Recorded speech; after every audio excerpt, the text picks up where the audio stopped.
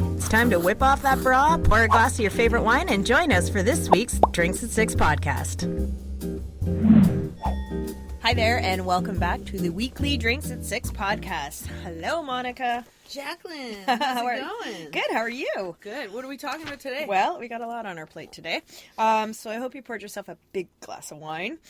I'm going to talk about when things get so bad or so overwhelming or frustrating and you just want to throw in the towel. You just want to walk away and say, screw it, I can't do it. Can't do it anymore. So I want to talk about like what gets you there and what gets you out of there. And then let's have a light little chat about hormones and hot flashes. H&H. H&H, yeah. I think we got some tips that we might be able to share and, you know, talk a little bit about those hot flashes. Mm-hmm. And the last topic today, I want to talk about why do we judge other people? I know we did something similar on this topic in the past, but I had an epiphany recently based on my own judgy mumness. So that new is spin. We're new doing a new spin. That's right. So that's what's on the agenda today. I like it. Yeah. What about you? What's going on in the universe? You got a call? Yeah, I got a call. You know what, ladies? You're gonna love this call. This is the universe is telling me some stuff about. Like directly? Are they emailing you? Is it coming through Gmail, universe mail? I can't take full credit on this one, people. So I did this thing where I thought, you know what? I'm not going to really prepare for my universe message this time. I'm just going to open this book that I love, written by Esther and Jerry Hicks. It's called The Vortex, and it's all about the law of attraction. And I thought I'll just open it, and whatever page it lands on is the universe telling you. And guess what it's about? It's about husbands. Oh. And that conflict with husbands and how to... Whoever has a conflict with their husband. I know, it's not really our audience, but... Yeah, sort of an unnecessary chapter. I think I know a friend once who had a spat once with her husband, but she was wrong, you know. Yeah. You know how that goes. She was psycho. Uh-huh. Just curious to hear how men might cause conflict. Yeah. Is that what this chapter is about? It is. So I'm going to do some reading, a little bit of reading. But so this book is called The Vortex. And just to back it up, the vortex is the place where you live the happiest, where you are in touch with your true source. That's the place you want to be in all the time. Last time we talked about happiness and how to get to happiness. When you are in that happy place, you are in the vortex. And when you're in the vortex, stuff starts happening. So like cool my shit vortex goes down. You got your own vortex. My vortex might be like mid-level to the bottom of my wine glass. Exactly. See? I'm in my happy vortex. Yeah, or it might be at the bottom of the bottle. We don't know. And that's when I start to love my husband again. Yeah. So I'm going to read you this passage here. Okay. When your husband, in his frustration, yells at you, when did that ever happen? Oh, gosh, and you are reeling in the absence of love that he is currently showing you, you launch a rocket of desire to be respected, to be loved, for a mate who feels better, for a mate who loves you, and click, click, click, click, click. Those requests are received and integrated into your vibrational vortex of creation. So this is what you're creating. Oh, okay. All right. So right now you're like creating stuff. You're creating stuff. And now the law of attraction responds to this swirling creation, drawing in all cooperative components, and your newly amended creative vortex expands. Oh. But there is a very important question that you may want to consider. Are you right now a cooperative component? Are you in the vortex? So are you happy or are you disconnected? So let's put this into people talk. Let's put this in the let's bring it down to earth. Let's take it down. So here, this is really cool because now they're going to give specific examples of how you know if you're in the vortex or not in the vortex. Okay, right. So you've just had this blowout with your perfect husband. Yo. If you are still reeling in discomfort from your mate's verbal abuse, you are not in the vortex. Well, especially since we just called it verbal abuse. Yeah, that's kind of an interesting... That's kind of weird, eh? Like, he's not... Sure, I'm not saying he's right, but if I maybe yell at... what Am they're I abusive saying if I is- yell at someone? Maybe that's why you're not in the vortex, because you're looking at it as verbal abuse. You're not looking at it as what a good one spin there. person What a good spin expression. there. Protect the dude. Okay. Protecting this book. Okay. If you are telling your girlfriend about what happened, defending your innocence in the whole affair, are you in the vortex, Jacqueline, or are you not? No, you're not. Exactly. Point. If you are longing for the time when he treated you better, are you in or out of the vortex, Out. Jacqueline? Right. Oh, I'm winning. If you are letting it go and remembering how it felt when you decided to marry him, where are you now? That might still not be the vortex. You're in the vortex. I was pregnant. Because I don't you're know if put- I was in a Oh, vortex. okay.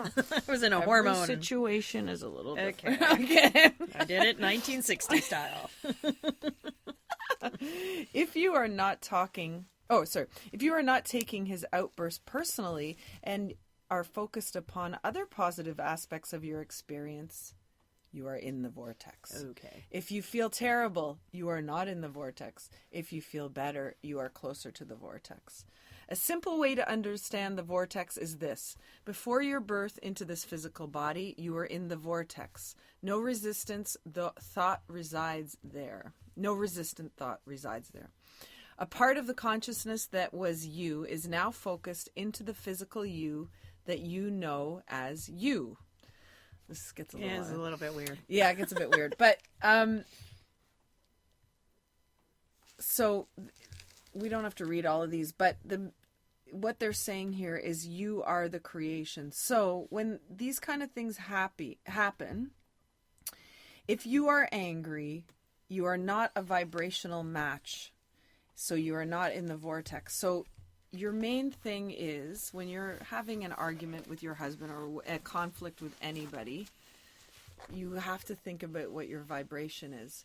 So if he's coming at you with something that you don't want to hear and you're thinking, he's verbally abusing me, he's saying F-bombs, he's yelling at me, he's then your vibration is low, right? You're actually giving in to this crap that he's putting on you and you're letting him have the power.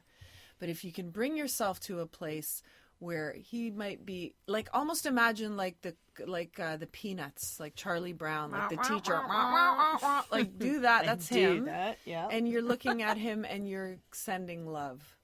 I remember this time when we went to the Niagara Falls for a weekend and we, had this beautiful weekend went for that beautiful walk. And remember, get those things into your mind because your vibration will then change, which will bring you to a happier place, which will bring you into the vortex, and all of a sudden will be changing because you're putting out a different vibration. Your husband will then respond to that vibration and the argument will diffuse and die, I guarantee you. Or I could get a love lightsaber and Shove it up or send him That'll my work too. loving death glare. No, I will remember the next time he's yelling and dropping F-bombs to send love his way. Try it. Just try it. Oh, yeah. Should be good. Okay. Moving on.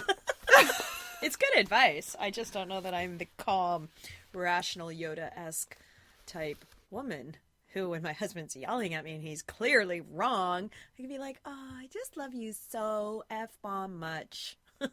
Yeah, that is a tough one. I remember that time But I does loved it matter you if he's that right once. or wrong? Does it ever? Do we have to defend ourselves? Really? No.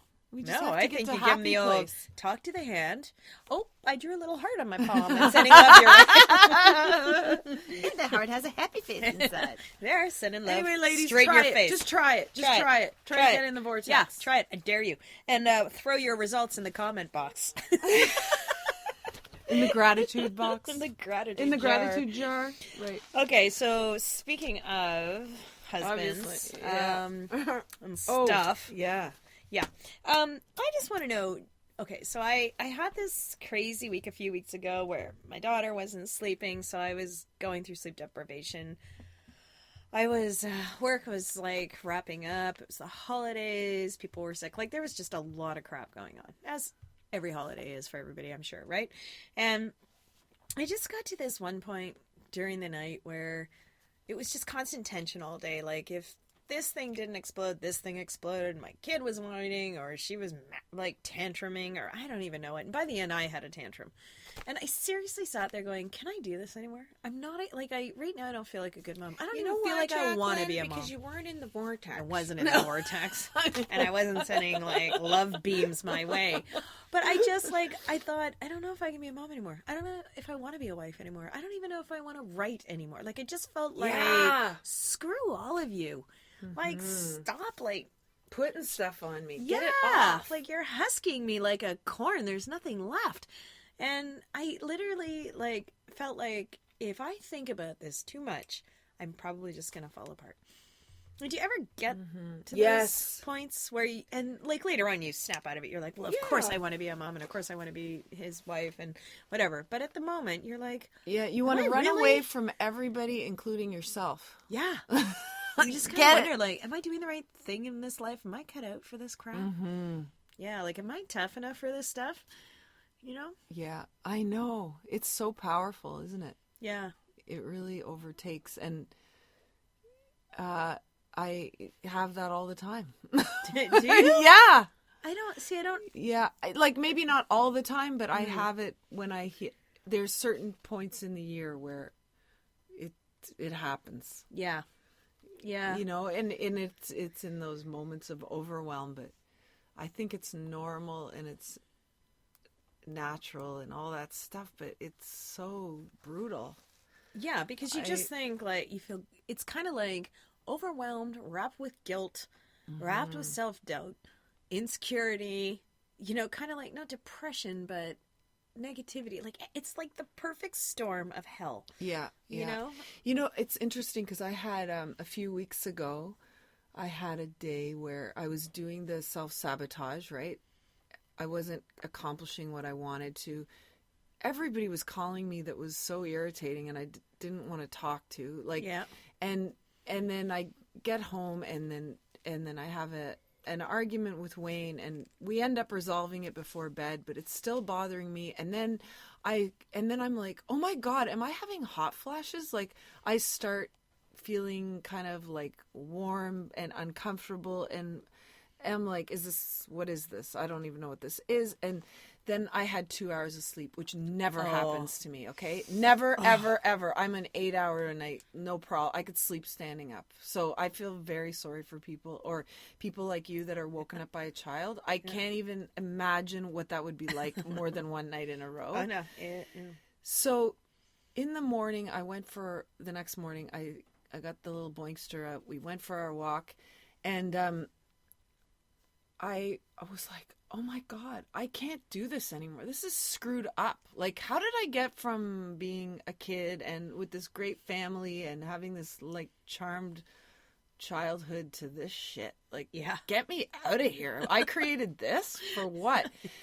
And I was so negative about it. And then I was walking the dog. I look over and I see this woman getting out of her house with her coffee mug to go and 3 kids, and she's trying to navigate the kids plus her laptop and another bag and get everybody into their car seats, and we're going to school. And I'm like, she's awesome. Or she's mental. Yeah, but she just, in that moment, I was like, you rock. You may have had a fight with your husband. You may have had the exact same night I just had. Mm-hmm. And you're up with 3 kids and your coffee's made and you're dressed nicely. Your hair looks great. You got your makeup on. You're going to work and you're doing your thing. And that's what I'm going to do now. And it really got me out of it. I have no idea who that person was. I don't know anything about them. But I just thought about, we're all in this together. Yeah. Yeah. There's nobody out there living the perfect life. And when you're a kid, there's stress in childhood too. But, when you have good parents and you have love around you, you don't see that stuff. And you shouldn't see that stuff as a kid, right? No, you shouldn't. But, it's the thing with me, that day, Greg and I were one of those days you just don't connect.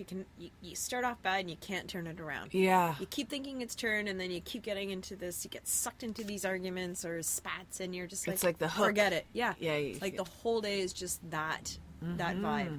And And then, Maddie having a meltdown could have been related to our dynamic, or it could have been simply a meltdown. And, and then I can't remember what else it was, but what I did after was I sat down and took the big things, that I know I can't walk away from, like motherhood and marriage.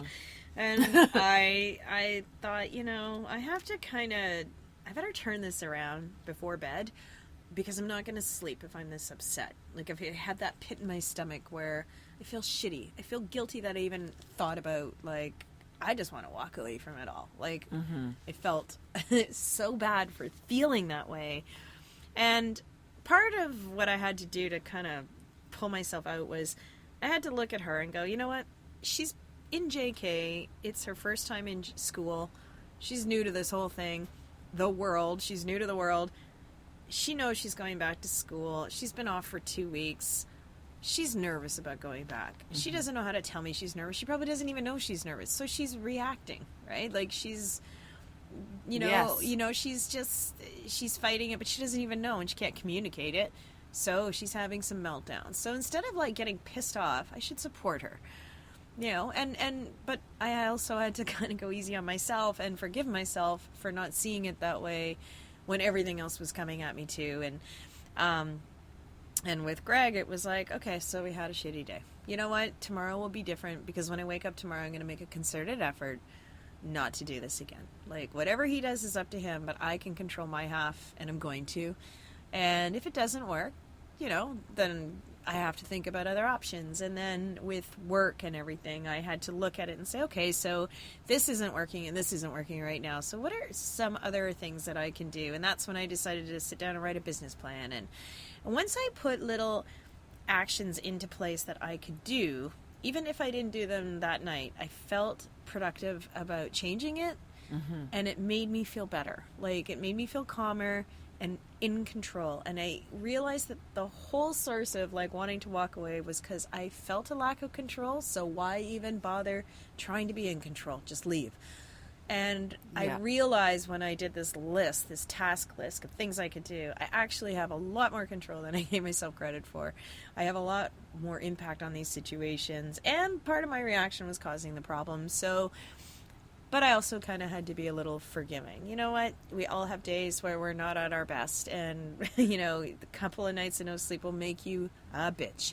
And, feeling negative and feeling negative is a backward step. Well, it happens. We all have days. Like, you can't say you're never going to have a negative thought or a negative day again. No. So, but it took me an hour to calm down enough to think about this approach, and then to write it down. And writing it down kind of felt a bit like journaling, and it helped me. Yeah, that's amazing. And that, I mean, like, with all this law of attraction stuff, they say that oftentimes we come together with a person that shows us contrast. So even though you're looking at, like, if you have an argument with Greg or something that it's negative, it's actually positive, because what it's doing, he's waking you up. Like, he's waking up your true source of who you are, and he's showing you what you want and what you don't want constantly. Yeah, that's a good point. And those people are the most valuable people in our life, because without those people, we just exist. Yeah. But with those people, all of a sudden we have purpose. We ask ourselves, why are we here? What am I doing? Is this good enough? Should I be doing something else? What the hell's going on? Without that stuff, we'd just be like robots. Like, we'd all be zombies walking around. So we can't always look at it as it's a negative thing when you get to that point of, like, I am done. Yeah. Because that is actually a rebirth of, like, I've had it up to here, but I'm going somewhere. Like, something else is going to happen. Whether I'm done with things the way they are this way. The way they are this way, exactly. Yeah. So, whether that's going for a walk and seeing a woman with 3 kids and being like, if she can do it, I can do it. We're all in it together. I feel better about my struggles now. Yeah. I feel better. I'm part of a team. I don't feel like I'm alone. Yeah. Or you feel like, you know what, I got to talk to Greg about this, because he's not comfortable, neither am I. We got to figure out a new way, or whatever. Like, same with Wayne and I, right? Yeah. It's good. Like, you're making something new out of what you already have. Yeah. It's good. I'd love to hear from anyone else who, obviously, I think we all have these moments, but what sort of tactics do you use to snap yourself out of this sort of like downward death spiral of of pessimism and you want to give up? I just want to share with you my Maddie moment. I love the Maddie moment. We over the holidays we cleaned out our basement. It's unfinished. Well, you know, you're in it right now. You're in my podcast. I'm in a beautiful room right well, now. this room is nice, the girl cave. But next to the girl cave, you notice the toddler area that I've created. I saw something on Facebook that I absolutely loved with these ladies. Oh, with the princesses and fairies taking and the a break. superheroes taking a break in the For the snack time. in the kid cave for snacks. Well, sometimes, as you can see, they infiltrate the podcast cave. I had to clean out like weebles and crap today so we could podcast in peace. So anyway, like over the last year or two, I've gone a little batshit crazy because I bought this old egg beater, you know, the kind you crank the handle and the two beaters go. Yeah, I loved it. It's gone. My potato masher is gone. My portable phone is gone. And there's something else. And I was starting to wonder if we had a Bermuda friggin' triangle somewhere in this house. Or maybe there's like a passage to Narnia beside the dishwasher. I have pulled out every frigging drawer in this house looking for this crap. So as we clean out the basement, I'm raking through the kid cave because she's at my parents' and I've got to like get rid of toys that are really old and, you know, I can't do it when she's here. And I start going through these boxes of her toys and like, you know, as you're cleaning the basement, she's got her toys squirreled everywhere. Like, it's like dogs pee to mark their territory. Kids plant their toys everywhere to mark their perimeter. So I'm finding all this crap. I find the egg beater. Yeah. Close to the furnace. I find the potato masher she's got like a kitchen set and a little kitchen, you know, type 2 kitchen thing. And there's my masher.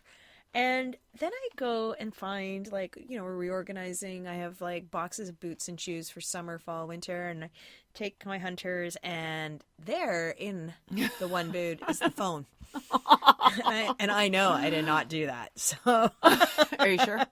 So later today, I'm going to talk about a gadget that I might have to put on every single household item in this house to stop my kid from squirreling my stuff. I could just see you with like the little camera thing on your laptop, like, oh, there goes my egg beater. It's going down the stairs. Okay, it's landing in a boot. Right, it's going down the backyard. GPS is going off. I know that other kids do this, but it's cute when other kids do it. It's really annoying when my kid does it because there I am with 6 eggs cracked in a bowl, and and now I got to do it with a fork. You know, that's why I bought the damn thing. No, you bought it from Maddie. Oh, that's true. Everything's a toy. Okay, so let's talk about hormones and hot flashes. Really enjoying the topic, the hormone highway. Isn't it awesome? Yeah, you know, it's peaceful and calming and cool. Mm-hmm. Yeah. How about you? Are you in it? Or? I think I'm in there because I mentioned that little hot flash thing, but before the holidays, before the One of a Kind show, I should say, I said I have to lose. Like I did the Weight Watchers, whatever. Mm-hmm. I lost 20 pounds, great, but 8 crept back on. Yeah. And so I said, you know, I really want to get back to where I was for the show. That was my goal. So I got back to where I was, and I did it by eating healthy, and I really eliminated my sugar intake, and I also cut back on alcohol.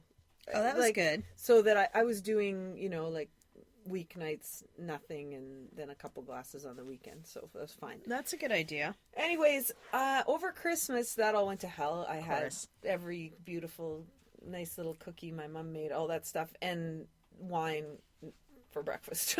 So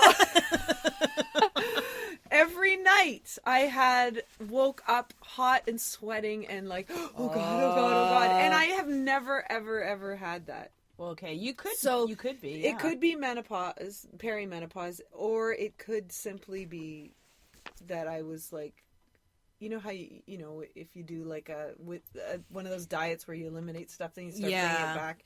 your body reacts. Well, were you like, But- was it a slow creeping up your body, heating up, and you were burning alive from the inside? No, not quite there yet. I was Okay, just so- like, I gotta get these blankets off me. Oh my God. Well, that's kind of it, but did you feel like blazing hot on the inside? Not blazing, but it was a burning heat. It wasn't a sweaty hot. Mm-hmm. But I do love heat, so it doesn't bother me. Like I'm not a. Well, hot flashes, I mean, are obviously like hormonal, but your hormones, you can be perimenopause for years before you are ever menopausal. And you could I go through like hot flashes. I went through them for 2 months and I haven't had one for 8 months.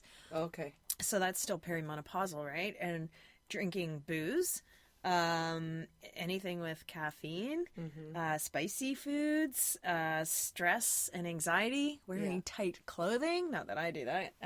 It was my skin tight. It was that skin tight. It was that skin tight moo matching your glasses.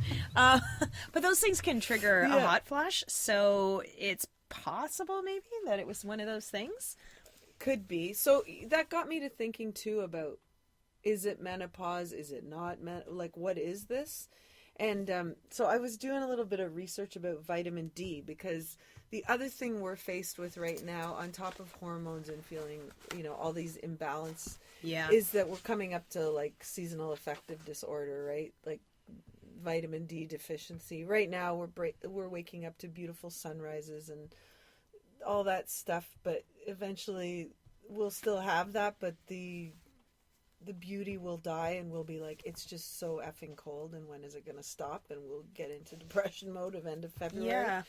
So do you take vitamin D, Jacqueline? Like Sometimes. Do you? Okay. Yeah. Because I have a friend that has a thyroid problem, and he says that he takes 2,000 IUs because of the thyroid.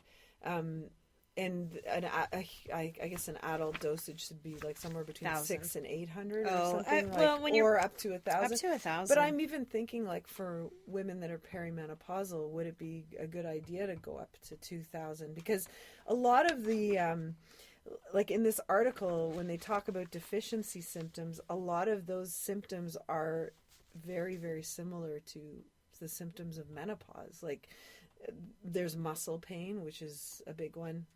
There's low energy and fatigue. There's symptoms of depression and mood swings. There's sleep irregularities. That women with renal problems or intestinal problems may be vitamin D deficient because they can neither absorb nor adequately convert the nutrient. So anyway, that's just another problem. But so, and then another friend over the holidays, I was talking to her about it, and she said that, so she has 2 children, and I was talking to her about, like, I thought I was maybe having a hot flash. She has not had any symptoms yet, but she also read, and I don't know where she read this, that women that have not had children tend to go into menopause earlier than women that have. And her sister, who is just 40 now, she's 40. Yeah, because she's 43, so I think the sister's 3 years younger, is full on into menopause already, and she hasn't even had one symptom of it yet. Really? And there's something about women that don't have kids. Have you ever heard that? I've heard some related stuff, but like your body goes through hormone craziness when you have a kid, when you're pregnant. Yes, and that's one of the reasons, because of the hormones that anyway, continue. So I don't know anything about that, but no, I don't either. That's really all I know. I only had one kid. I'm not an expert. I just know I was nuts, and I'm turning nuts again. But it's interesting you say that, just because this doesn't apply to menopause, but there have been some studies recently. Forbes just posted an article, and that they did some studies in the latest issue of the Lancelot, which shows that when it comes to vitamin D, people are wasting their money. So they did like a large review, and they found that taking supplemental vitamin D had no effect on a wide range of diseases and conditions. So that doesn't mean that menopause was included, but after looking at like 450 studies, they concluded that the absence of an effective vitamin D supplementation on like disease occurrence and severity, led them to the hypothesis that variations in vitamin D levels would essentially be a result and not a cause of ill health. And they said that, okay, so like not in their words, but it appears that they've been getting the cause and effect backwards, at least as far as vitamin D is concerned. And when they looked at like non-skeletal disorders, meaning like heart disease and weight gain and mood disorders, which kind of do fall into the peri stuff, multiple sclerosis and metabolic disorders, which are not, all of which have been linked to lower vitamin D. In like several trials, supplemental vitamin D had no beneficial effect on any of the conditions. Anyway, so they found that, I think in over the 450 studies, that low vitamin D was the result of poor health, but not the cause. Oh, So- I see. So then the question is, well, how do you get that vitamin D back into your body? Exactly. If the supplement. Yeah. And Okay. so it's interesting because they found that even in like osteoporosis, vitamin D doesn't help. So the one doctor that they had in the study who was kind of commenting on it said it's easy enough to get vitamin D on a normal diet, which I don't know how you do it, but he had remarked on this in the Huffington Post that 10 minutes of sunlight gives you about 4 times your daily recommended vitamin D requirement. 4 times? Yeah, 10 minutes in the sun. And there was a report from Business Insider, too, that was pretty similar to this. However, it talks more about disease and conditions. Right, okay. Because they're now saying that vitamin D, they're finding people that have cancer have a vitamin D deficiency, too. Right. And yeah. So Interesting, though, because there's always some vitamin under fire and some Yeah. vitamin that's the power vitamin, right? exactly. So I'm just, anyway, it's not to rule it out, but do your No. research, right? So in this article that's pro vitamin D over here. Yeah. they say like they give tips on what can you do to prevent vitamin D deficiency. Yeah. So one of the things is allow yourself limited unprotected sun exposure, Okay. because putting suntan lotion on like a Takes 30 out- or a 60 or whatever, you're not getting the vitamin D, right? Oh, okay. Yeah, that's so I a big never problem. get vitamin D, but I have better looking skin for it. Yeah. Well, that's I'm like the a I'm the other no-brainer. way, bad. Not a no-brainer. That's like a contradiction, isn't it? You're not supposed to go out unexposed, but if you don't, then you won't get vitamin D. Yeah, but maybe it's about when, because aren't there certain points in the day where the sun is like, Is you're at not its going to go out worst. at high noon with Yeah. for the 10 minute. Yeah. You know, maybe go at 5 o'clock. Yeah. In the summer or whatever. So make sure. Make sure it is taken early in the morning or late in the afternoon. Okay, that's the sun exposure, I guess. 15 minutes for light skin. Do not burn your skin. 40 minutes for darker skin. Okay, I get 40 minutes. Yeah. Do not rely on tanning beds as a source of vitamin D. That kind of makes sense. Yeah, and okay, so the other thing they said is to eat foods that are rich in vitamin D, which I would have no idea. Like, could you name one food that's rich in vitamin D? Do you know? those? Oranges? They don't have oranges on here. So maybe they're not. Okay, what do they have? Fortified vitamin D foods it's orange juice. Okay. So natural vitamin D foods. Yeah. So there's fortified and there's natural. So the natural ones would be shiitake and button mushrooms. I hate mushrooms. You do? Yes. Really? God, Jesus. I'm going to be vitamin D deficient Okay. if that's the case. Mackerel, salmon. Not, okay, salmon I like. Herring. Oh god, I love pickled herring. Do you? With sour cream and potatoes. Oh. Oh, okay, no. Have no. you ever had pickled herring? No. No, I might. Do you like fermented foods? not so much. Okay. No. Well, I'm gonna force feed it to you. Sardines. Oh, definitely no. Oh, I love sardines. Swordfish, catfish, tuna fish, cod liver oil, Tuna fish I like. eggs. Free-range Eggs, eggs are yeah. good. Yeah. Okay. So those are all good things to eat. Fortified vitamin D is like ready-to-eat cereal, margarine, yogurt, milk, and orange Margarine juice. has a nutritional element to Yeah, it? like maybe skip that. Yeah, maybe. Get back to the cave here, people. Okay? Anyway, yeah, this is the whole. I think in a zombie apocalypse, if you and I were left in a grocery store, we would never compete for food, and therefore we would never attack each other. Yeah. Yeah, like Isn't you'd that be in the awesome? whole like canned fish aisle. Oh, And- I love it. Yeah, I'd be in the wagon wheel aisle. And ice cream. And cake batter. And ice cream. And cake Well, batter. guess what? That brings us to our word of the day that sort of almost fits into this. I can't. What is it? It doesn't fit in at all. You know It it. does. Does it? Yeah. I know what cake batter is. It So if that's the does. word, forget it. The word is degust. Degust. Okay, spell- Degust. All right. Verb, noun. What is it? It's a verb. Is it English? Degust. It's a verb. Yeah, it's a verb. You're a liar. You don't even know what a verb is. All right. I know. It's a I had verb just- is an adverb with the Okay. noun. Okay. Yeah. I had just used Final Net in my beehive hairdo when the gust of wind came along. Excellent sentence. Not even close. All right. Okay. The girl cave is also the perfect place for us to degust wine and have a private meeting. That's a typo. It's digest, and it's spelled wrong. Actually, I tried to put it into Google to figure out how to use it in a sentence, and it kept trying to switch it to digest. So I'm like, I think no, Google it's and I are digest. right, and you are wrong. I don't know where you got this trash.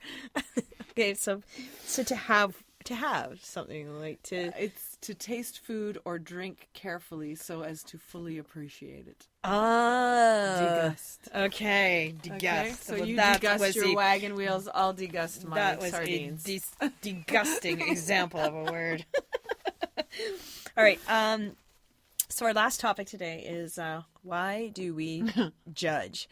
And we talked about this before. So I'm going to start off with 2 stories. And this is what led me to send you that email saying, I want to talk about this today because I'm a jackass. I go on and on about how women shouldn't judge other women and moms shouldn't judge moms because we all have a tough job and you know what, walk a mile in someone's shoes, blah-de-blah-de-blah. Yeah. But then I catch myself doing the old judgy mom thing. So the other day, a mom in a forum that I'm on posted something about questions about an educational thing. And it was a lot of questions given that, you know, her kid is 5. And the information that she was seeking was in advance of years. Like, you know, her daughter wasn't going to need to know this information. Like, it wasn't going to be relevant to her daughter for another couple of years. So it seemed very A-type and very, like, chill, sister. You know?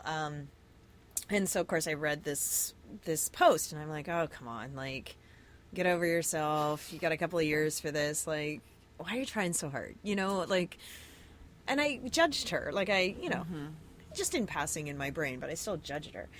So then I felt bad and was like, I wonder why do I care that she wants to know this stuff? Like, why would I even give it a fleeting thought? She's just asking a question. The other situation was a mom in our neighborhood who we were talking a few months ago about our kids and, you know, the first time your kid drops the F-bomb, like you just want to faint. And, you know, everyone's got a funny story about the first time their kid did it, but certainly, like, you don't want to hear it. I don't want to hear my little beautiful 4-year-old say any word like that. So she said that, you know, her daughter uses the word a lot and she allows her to use it in the house. And I'm thinking, okay, if you allow your kid to use it in the house, you're not going to allow your, like, how are you going to stop your kid from using it outside of the house? Kids are kids. They don't understand, Yeah. you know, indoor-outdoor word, like, you know. So, and also, if our kids are playing together and you're at your house and your daughter is saying this, my daughter sees your daughter say it with no repercussion or consequence and comes home, now it's my problem. And so I was really pissed off. And I thought, well, you know, like, we're not going to have a play date anymore. Not because I don't love you or love your kid, but this is something I don't need or want. I don't believe in it. I don't believe that a kid needs that much freedom, you know, that they can talk like a trucker. I think they need boundaries. So I was kind of like going through this whole thing in my mind. And so at first I didn't feel like I was judging. I felt like I was being righteous.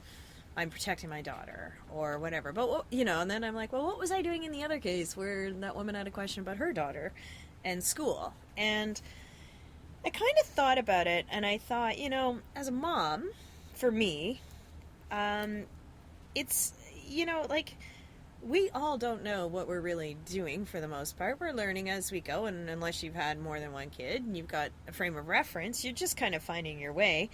And what she's doing, what both moms are doing, are neither right nor wrong. They're different than me. They're different than how I'm doing it. And then I realized that at the core of why I judge them is because judgment comes from fear. I fear that that mom is asking questions about an educational issue that's coming down the pipe in years that I haven't asked. So am I missing something? Am I not asking enough questions? It automatically puts me in the position to be insecure about what I'm not doing. So I judge what she does do because I'm afraid that I'm not doing so. Why didn't I think of that? Like, is this something I need to know this far in advance? Like, why didn't I ask those questions? Am I a lousy mom? I didn't ask those questions. And then as far as the, you know, the mom whose daughter... F-bomb mom. The F-bomb mom. I realized that I don't agree with her doing that, but her, you know, lack of boundaries or her whatever, that's her issue. It's not like, I don't have to raise her kids, so what do I care? But I realize that I'm worried that her child's behavior is going to affect my daughter's behavior and that I'll have to deal with it and I won't be able to control it and I won't be able to deal with it and I won't be able to stop her from doing it. And then that will really upset me and that will make me feel like a failure.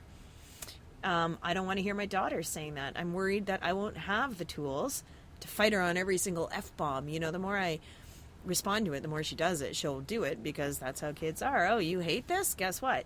So, I guess in short for me, like, when I'm judging, I've, like, in these situations, it brought all this stuff to light for me that I think that I worry that I don't know what I'm doing, whether it's, like, me and another writer or me and other moms or whatever, and therefore I'm doing a lousy job. And when I judge other people, I shift the fear from me to criticizing them because that means I'm okay and they're not. Yeah, good insight. Yeah, I'm a lousy person. You did this with no therapy. Okay. No, my therapist was away for 2 weeks. I had to do it on my own. She's got you trained well. That's amazing. You know what? I think like the F-bomb one especially, that's a tough one. And it would be I think it would be worth talking to your therapist about how to let go, because when you think about that, it's